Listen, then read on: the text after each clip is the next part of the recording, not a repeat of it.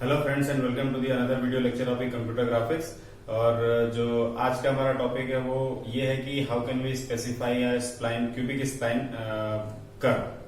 तो before start of this video I just request to you कि please please visualise the previous video lecture of this particular topic.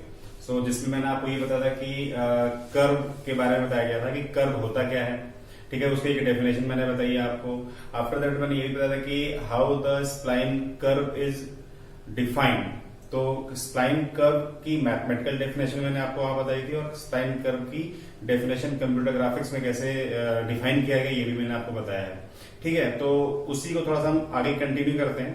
उसमें हमने आपको ये बताया था कि किसी भी कर्व को डिफाइन करने के लिए जो सबसे कन्वीनियंट मेथड या टेक्निक होती है वो ये कि उसको हम डिफाइन करें पैरामीट्रिक फॉर्म में।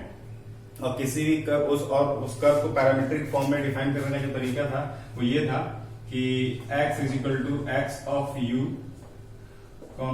y is equal to y of u and z is equal to z of u। ये बेसिकली क्या पैरामीट्रिक फंक्शंस हैं। तो आप कर्व को इन पैरामीट्रिक फंक्शन के थ्रू डिफाइन कर सकते हो, और ये बेसिकली कन्वीनियंट मेथड है। लेकिन इसके अलावा बहुत सारे तरीके होते हैं किसी भी कर्व को डिफाइन करने के, ठीक है। अब यहाँ पर u की बात है तो u क्या है? u एक पैरामीटर जिसकी वैल्यू कहां से कहां तक लाई करेगी, 0 और 1 के बीच में लाई करेगी, ठीक है। 0 और 1 के बीच में लाई करती है।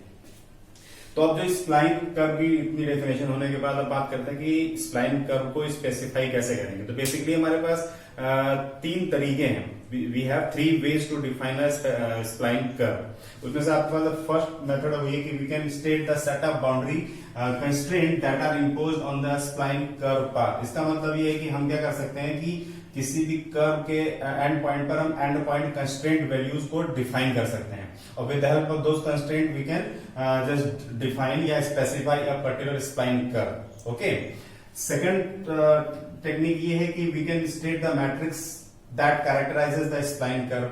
मतलब ये कि उस पर्टिकुलर कर्व को स्पेसिफाई करने के लिए हम उसका एक matrix form, equivalent matrix form design कर सकते हैं। कैसे करेंगे वो बात की बात है, वो थोड़ी देर के बाद हम देखेंगे, ठीक है। थर्ड तरीका ये कि we can state the set of blending functions that functions compute the positions along the curve path by specifying combination of geometric constraint on the curve path। मतलब कहने का ये कि हम एक स्पेसिफिक ब्लेंडिंग फंक्शन कैलकुलेट करें। वो basically क्या होगा कि हर एक कर्व सेक्शन के लिए एक स्पेसिफिक ब्लेंडिंग फंक्शन हम डिजाइन करें जो क्या करेगा, कुछ कर्व पाथ के अलावा कुछ पोजीशंस को फाइंड आउट करेगा जिसके थ्रू उस कर्व को हम स्पेसिफाई कर सकते हैं, ठीक है। तो इन तीनों में से किसी को भी हम यूज कर सकते हैं जिसके थ्रू हम कर्व की स्पेसिफिकेशन दिए जा सके। अब मान के चलते हैं कि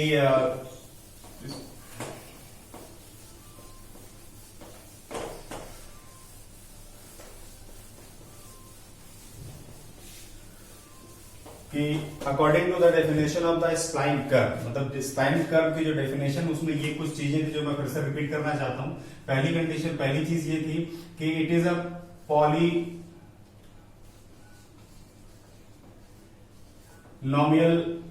फंक्शन है, पॉलिनोमियल फंक्शन है, पॉलिनोमियल इक्वेशन। दूसरी चीज ये है कि ये पैरामीट्रिक फॉर्म होता है या पैरामीट्रिक इक्वेशन के फॉर्म में हम डिफाइन करते हैं। थर्ड ये है कि ये पीस वाइज होता है, पीस वाइज क्यूबिक पॉलिनोमियल होता है। और ठीक है, तो हम बात सबसे पहले स्टार्ट करते हैं पॉलिनोमियल फंक्शन से। तो पॉलिनोमियल फंक्शन या पीस पॉलिनोमियल फंक्शन की बात करते हैं सबसे पहले। तो ये बात ये है कि कर्व को रिप्रेजेंट करने के लिए जो इक्वेशन है वो हमारे पास लीनियर इक्वेशन भी है और हमारे पास पॉलिनोमियल इक्वेशन भी हो सकती है।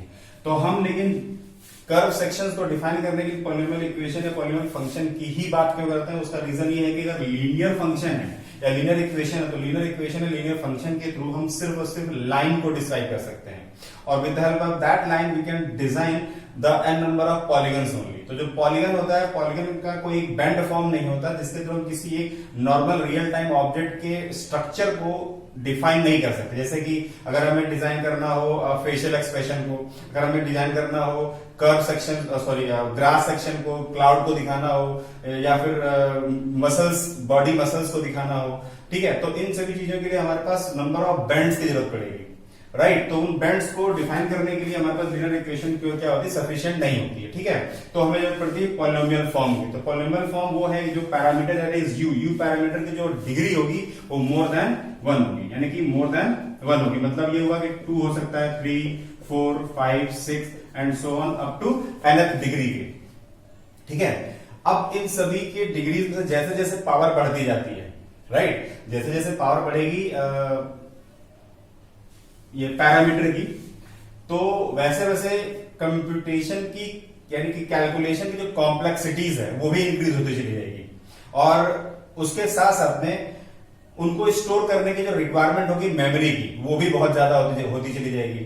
तो हम प्रेफर नहीं करते कि मोर देन 3, मतलब मोर देन 3 जो डिग्री है उसको हम प्रेफर नहीं करेंगे फॉर डिजाइनिंग या डिफाइनिंग द स्प्लाइन कर्व। तो बेस्ट जो हमारा जो सुटेबल फॉर्म होता है वो होता है हमारे पास डिग्री 3 का।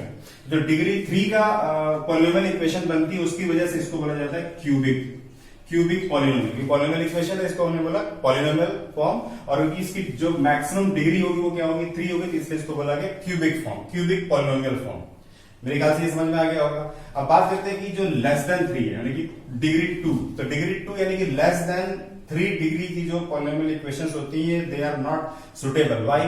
Because they are not so flexible, मतलब उनमें इतनी फ्लेक्सिबिलिटी नहीं होती है कि कर्व के बेंड्स को परफेक्टली या स्मूथ फॉर्म में डिस्क्राइब कर सके, ठीक है। इसलिए हम क्यूबिक पॉलिनोमियल इक्वेशन की जरूरत पड़ती है स्प्लाइन को डिफाइन करने की। अब बात करते हैं पीस वाइज का क्या मतलब होगा। तो आपके पास ये डिफरेंट कंट्रोल पॉइंट्स हैं। तो यहां से एक कर्व सेक्शन ये है, दूसरा कर्व सेक्शन ये है, तीसरा कर्व सेक्शन ये, चौथा कर्व सेक्शन ये, ऐसे करके ये कर्व सेक्शंस हो गए। तो ये कर्व सेक्शन ये हो गया। तो ये डिफरेंट जो कर्व सेक्शंस है ये डिफरेंट पीसेस हैं, किसके, इस होल कर्व के पीसेस हैं। That's why it is called as piece wise cubic polynomial, right. और पैरामीट्रिक फॉर्म तो आपको समझ में आएगा। Parametric form is the form which is used to just easily define और conveniently define the spline curve, ठीक है।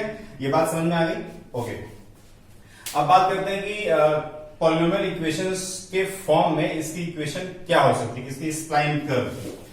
तो we can describe the piece wise cubic polynomial spline curve with the help of following function. Functions कुछ इस तरीके से होंगे, x ऑफ u equal to ax u cube plus bx u square plus cx dot u plus dx, and y का जो point होगा y of u is equal to a of y u cube plus b of y u square plus c of y u plus d of y, and in the same way z of u equal to a of z u cube plus b of z u square plus c of z u plus d of z। और यहां पर u की value कहां से कहां तक लाई करेगी, 0 और 1 के बीच में। u एक पैरामीटर है। तो with the help of these 3 equations a particular curve section is described और स्पेसिफाइड, राइट। अब बात करते हैं कि ये ax, bx, cx, dx यानी 4 कोफिशिएंट्स हैं, इनकी वैल्यू को हमें कैसे कैलकुलेट करना पड़ेगा, क्योंकि इनको बिना कैलकुलेट किए हुए हम आगे नहीं बढ़ सकते। तो इसके लिए हम तरीका क्या यूज करेंगे, तो इसके लिए हम ये कर सकते हैं कि सम बाउंड्री कंस्ट्रेंट्स वैल्यूज को हम डिफाइन करें, सम बाउंड्री कंस्ट्रेंट वैल्यूज को हम डिफाइन करें या कंडीशंस को डिफाइन करें, राइट। और with the help of those conditions we can easily find out the values of a, b, c and d coefficients. तो हमारे पास 4 वेरिएबल्स यानी 4 कोफिशिएंट्स और 4 कोफिशिएंट्स को डिफाइन करने के लिए, कैलकुलेट करने के लिए हम कम से कम 4 कंस्ट्रेंट वैल्यूज को डिफाइन करना पड़ेगा। फॉर एग्जाम्पल, अब ये मान के चले कि अगर कोई हमारे पास एक जनरलाइज्ड इक्वेशन है, p of u is equal to a of u cube plus B of u square plus C of u plus D, right. अब इसी के हमारे एक्स वाई जेड के टर्म्स में तीन इक्वेशन ऐसे बनेंगे। हमारा नॉर्मली अगर वैसे ये कुछ है तो हम ये मान सकते हैं जो एंड जो कंस्ट्रेंट होंगे यानी कि कंडीशंस होंगी वो कुछ इस तरीके से हो सकती हैं कि P of 0 and P of 1, these are the end point coordinate constraint कह सकते हो। मतलब ये कि कर्व के जो हमारे पास स्टार्टिंग यहां से 1 0 और 1 के बीच होते हैं। हमारे पास मान लो ये कर्व कुछ इस तरीके से, तो यहाँ पर हमारे पास u इज इक्वल टू 0 और यहाँ पर क्या होगा u इज इक्वल टू 1। ये एंड पॉइंट कंस्ट्रेंट होगा उस कर्व सेक्शंस के, राइट। तो उसको हमने 2 पॉइंट ये मान लिए। अब जो दो अनदर पॉइंट हम ले सकते हैं वो ये कि इन दोनों का फर्स्ट ऑर्डर डेरिवेटिव मतलब टेंजेंट वैल्यू, यानी कि इस जगह पर टेंजेंट और इस जगह पर टेंजेंट, राइट। तो उन टेंजेंट वैल्यूज को भी हम डिफाइन कर सकते हैं फॉर कंस्ट्रेंट यानी कि बाउंड्री कंडीशन है, बाउंड्री कंस्ट्रेंट्स के फॉर्म में। तो कुछ इस तरीके से होगा P dash of U and P dash of 1, ये क्या हो गए first order derivatives of the end point constraint value, right, ठीक है। तो अब आप इन 4 पैरामीटर मतलब this one and this one, these 4 boundary constraint values are sufficient to calculate or determine the values of coefficients A, B, C and D, ठीक है, okay. अब बात ये करते हैं कि इस स्प्लाइन जो क्लास यानी कि फैमिली है इसके अंदर कौन कौन से कर्व आ सकते हैं। तो बेसिकली इस क्लास के अंदर there are so many curves, जैसे कि हर्मिट इंटरपोलेटिंग कर्व है, बेजियर कर्व है या फिर बी स्प्लाइन कर्व है एंड सो ऑन। तो इनमें से जो ये 3 कर्व मोस्ट इंपॉर्टेंट है जो एग्जामिनेशन में पूछे भी जाते हैं, उन पर न्यूमेरिकल्स भी आते हैं। तो अब आगे की जो क्लास है यानी कि आगे की जो वीडियो लेक्चर्स होंगे उसमें हम स्टार्ट करेंगे हर्मिट कर्व से, then after we will go for the Bezier curve, then after we will go for the B spline curve, ठीक है। तो आज की इस वीडियो में आपको ये समझ में आ गया होगा कि how can we specify a spline interpolating curve या spline piece wise cubic spline curve, ठीक है। तो आज के लिए इतना ही। नेक्स्ट वीडियो लेक्चर में हम बात करेंगे हर्मिट इंटरपोलेटिंग कर्व के बारे में। Okay, till then thank you.